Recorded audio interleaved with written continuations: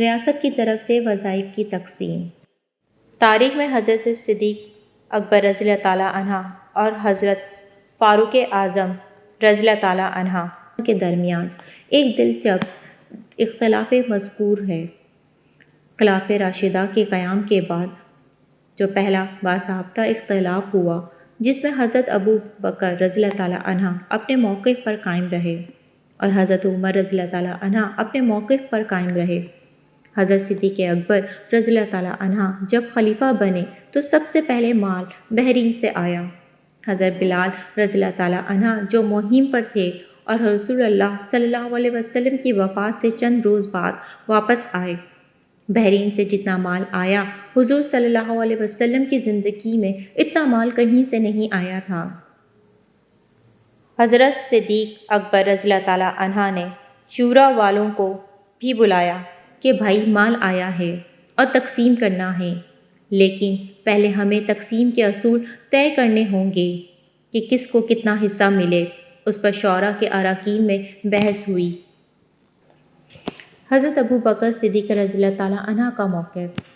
حضرت عمر رضی اللہ تعالیٰ عنہ کی رائے یہ تھی کہ وظائف کی تقسیم میں فضیلت کے درجات کا لحاظ رکھنا چاہیے۔ مثلاً ازواج مطہرات کو سب سے زیادہ دیا جائے، پھر مہاجرین کو، پھر انصار کو اور اس کے بعد دوسرے مسلمانوں کو، اور اس کے لیے باقاعدہ درجہ بندی کی جائے۔ حضرت صدیق اکبر رضی اللہ تعالیٰ عنہ کی رائے یہ تھی کہ فضیلت کا تعلق آخرت سے ہے، اس کا لحاظ بروز قیامت ہوگا کہ جو زیادہ فضیلت والا ہے وہ جنت میں زیادہ اونچے درجات پر پہنچے گا۔ جنت کے درجات ثواب کے حساب سے ہوں گے، یعنی فضیلت کا تعلق آخرت میں ثواب اور اجر سے ہے، جبکہ یہ دنیا اسباب اور حقوق کی دنیا ہے۔ اس دنیا کے معاملات حقوق پر ہیں اور حقوق میں سب برابر ہیں۔ رعیت میں یہ سب یکساں حقوق کے حصے دار ہیں، اس لیے جتنا حصہ مہاجر کو ملنا چاہیے اتنا ہی انصاری کو ملنا چاہیے۔ وظیفہ سب کے لیے برابر ہونا چاہیے۔